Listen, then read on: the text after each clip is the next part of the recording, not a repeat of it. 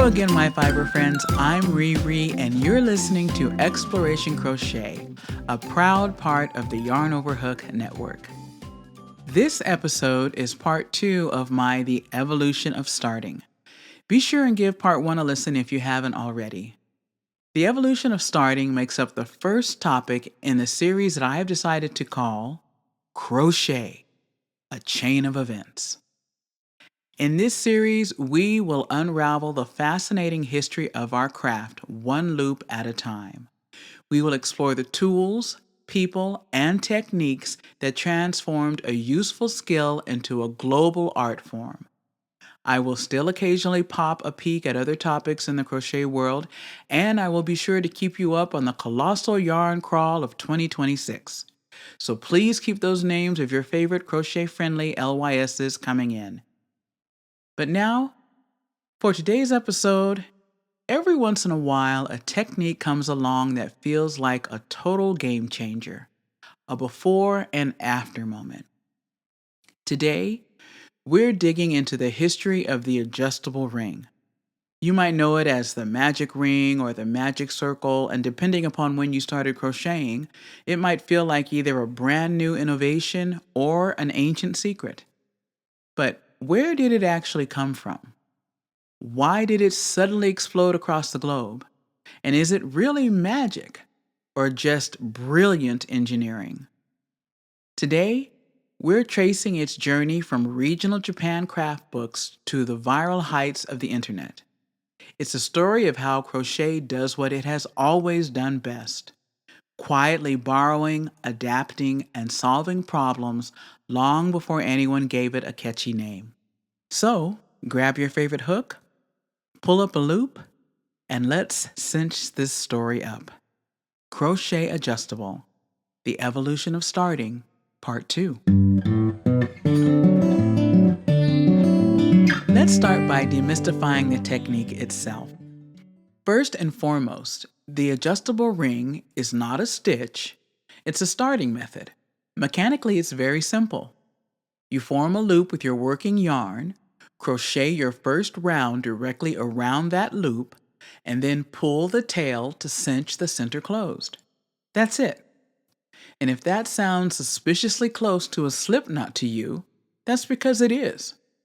Structurally, the adjustable ring is just a stabilized, controlled, and extended slip loop foundation. Historically, the slip knot is the magic circle's direct ancestor. If you look at Victorian crochet patterns, every project begins with a slip knot. The magic innovation was simply the realization that you could work stitches into the loop of that knot before pulling it tight, rather than just using it as a static start for a chain. Because crochet has always relied on loops, think chains, slip knots, and adjustable tensions, the logic of the adjustable ring is deeply native to the craft. This is why, from an historical perspective, this isn't the kind of thing that gets invented by one person at one specific time. It's the kind of thing that emerges. This historical significance explains why it's so hard to pin down a single inventor. Crafters have been making slip knots for centuries. The transition from a knot that stays small to a loop that can adjust from large to small was an organic evolution of use, not a singular mechanical invention. For most of crochet's documented history, especially through the 19th and early 20th centuries, round crochet began with chain rings. Chain 4 or chain 6 and join. There is also the old school method of chain 2 and work single crochets into the very first chain. As a side note, regarding the use of chain methods, I am right now working on an extremely popular cardigan pattern. This pattern came out in 2025, and it starts by instructing the maker to chain 4, slip stitch into the first chain to make a circle. So, no shade on the old school starts. That chain start worked beautifully for lace, thread crochet, and those gorgeous Irish crochet motifs. And here is the key historical context we have to remember. Those crafts actually wanted a visible center opening. In those designs, the hole wasn't a flaw. It was an intentional part of the design beauty. However, as crochet evolved into denser three-dimensional forms, we began to see the rise of the Japanese method. In Japanese craft books like those from the famous Nihon Vogue, instructions were almost entirely visual. You won't find the word magic there. Instead, you'll see the character wa in the center of the chart. In Japanese, that character translates to ring, loop, or circle. Those instructions were frequently accompanied by a small arrow pointing in the direction of the first round, or a tail showing the direction the yarn should lay to ensure the ring cinched properly. In the context of a diagram, that little character served as a universal signal for crocheters to execute an adjustable start. It acts like a command, telling the maker to create a sliding loop that can be cinched tight. Because these diagrams prioritized visual logic over text, the symbol allowed the technique to cross borders effortlessly, even if the maker couldn't read the surrounding kanji. Compare that to the classic Priscilla crochet books of the early 1900s in the West. Those authors stuck to the chain 2 method because it was simply easier to write in text-heavy books that lacked diagrams. But that chain at the start left a permanent hole. And as crochet became more structural and sculptural, that hole became a major problem. And it's also important to realize that any craft building fabric from a single strand eventually invents a tightening loop. Crochet didn't actually borrow this idea. It shares a deep ancestry with it. We see crossed craft parallels that made the independent emergence of this ring inevitable. Look at net making with its drawstring starts, macrame with adjustable loop anchors, tatting sliding rings, or the adjustable loop foundations in null binding.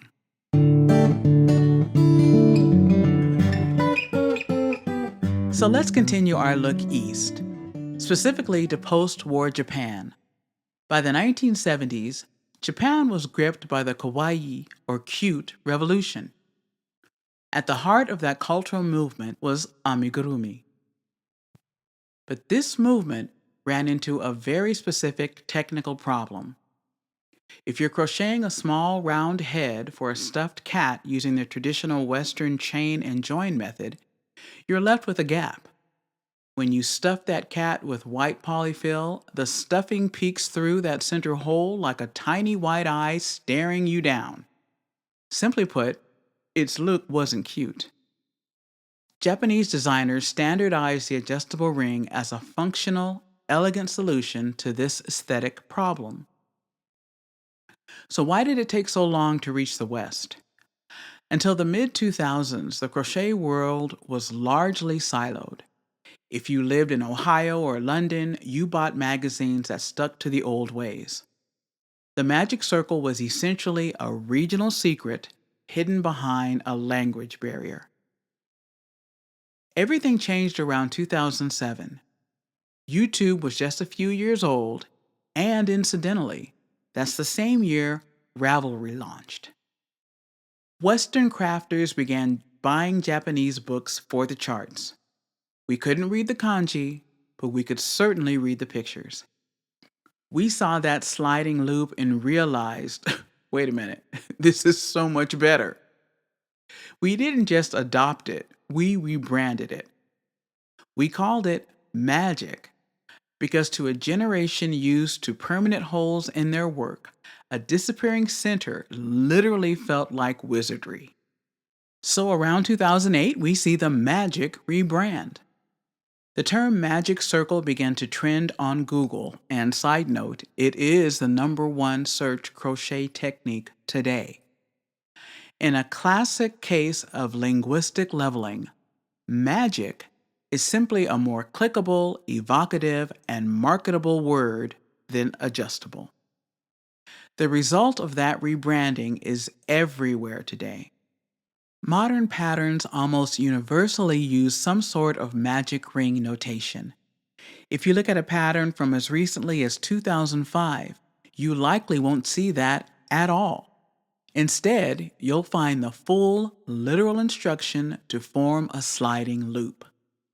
And history tells us that once a technique has a name, a tutorial, and a link that designers can point to, it becomes standardized. By 2010, 2012, patterns began to assume you already knew it, and mainstream magazines adopted the neutral phrasing adjustable ring. This is where language really shapes history. Naming affects adoption. Adjustable ring sounds instructional, technical, and pattern writer neutral.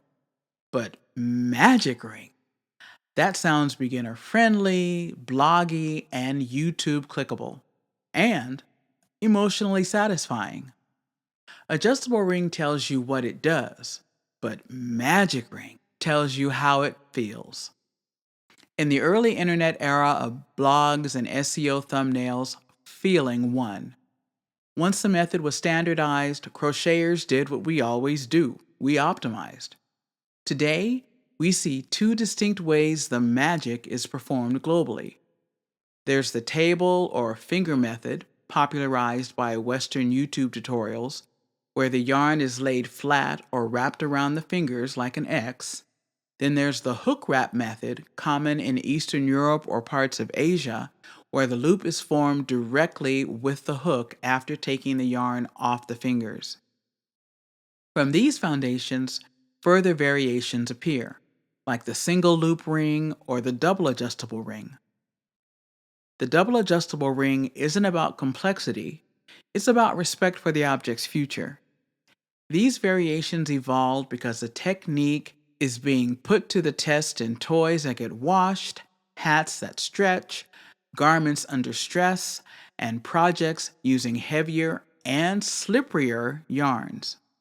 But even with that, the adjustable ring didn't survive because it was trendy. It survived because it worked.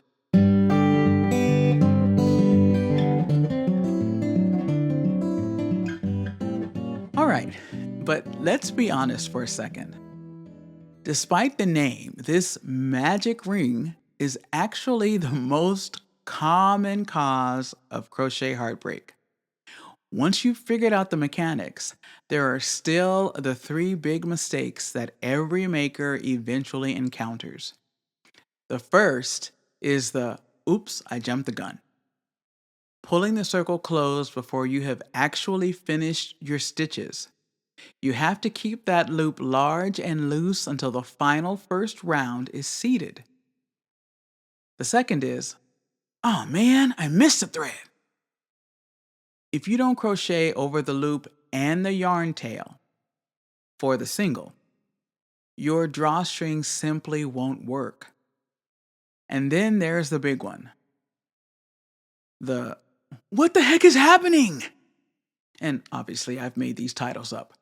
This is when that perfect circle opens up after the project is finished. And now you've got a gaping hole where one should not be. To avoid that, you have to remember that a magic circle is not a knot. To prevent your work from falling apart, you must weave in your tail, preferably in 3 different directions. So that means once you've pulled the circle tight, thread your needle, go in a circle one way through the base of the stitches, reverse halfway, and then reverse one more time. After the third pass, you can safely cut the yarn. The Japanese approach even takes it a step further with the double magic ring. By wrapping the yarn twice instead of once, you create a significantly more secure, virtually airtight seal. This became a vital innovation for Japanese amigurumi, which often uses stiff, non-stretchy cotton.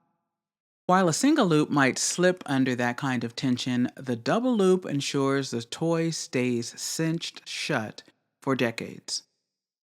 Now, I want to reiterate that even with the magic of the adjustable ring, it hasn't completely replaced the traditional chain ring, and for good reason. Chain rings distribute tension evenly, create intentional negative space, and remain incredibly stable under blocking. Adjustable rings, by contrast, concentrate all of that tension in a single cinch point. This can actually distort lace motifs when they are aggressively blocked, and it can cause fine thread to pucker under steam or pinning. In the world of fine lace, a cinched center can actually fight the design. Chain rings block much more predictably, which is why lace never abandoned them. It never needed to. From a textile longevity perspective, while adjustable rings are fantastic for modern use, chain rings and sewn closures still outperform them at the century scale.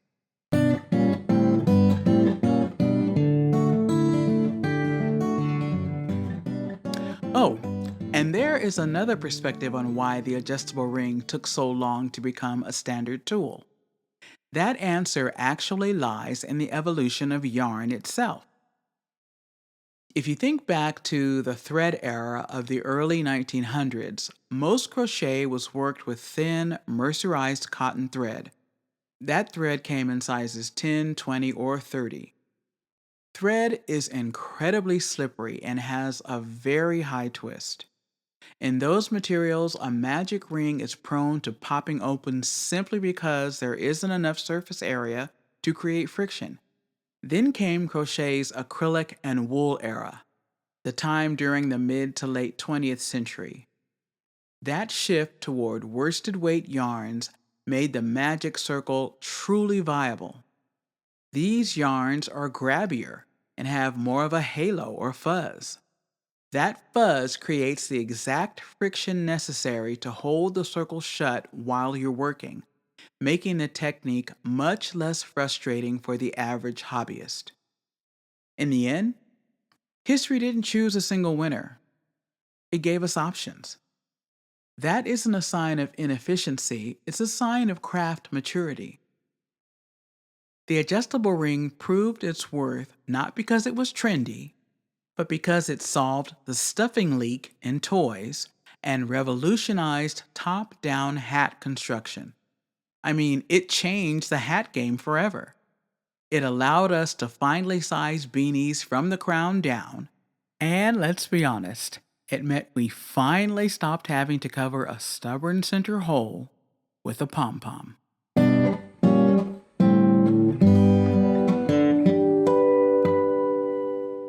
Whew!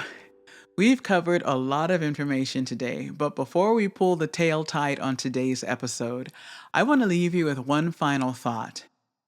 Crocheters took a regional solution from Japan, shared it across digital borders, and turned it into a global standard. That really is magic. And so now I want to hear your magic ring stories. Are you of the mind that there is indeed one ring to rule them all? Or did you forget that the magic ring is not a knot and have a project explode or implode? Or maybe you're a chain circle loyalist and refuse to even touch the magic. Either way, whatever your fellowship, head over to my socials and post a photo of your most recent magic win or magic fail. And tag it with, let's see, I wish the ring had never come to me. Okay, I'm joking. Just kidding. How about hashtag MRM, which can be either magic ring magic or magic ring misery. And for the Stitch Curious, I'll leave a link to Yarn Over Hook's single loop magic ring tutorial demonstrated most excellently by Sammy. That'll be in the show notes. If you are enjoying this series, Crochet a Chain of Events, please leave us a rating and review wherever you listen. It helps other fiber lovers find the show. Until next time, this has been Exploration Crochet. Thank you for listening. By the 1970s, Japan was gripped by the kawaii.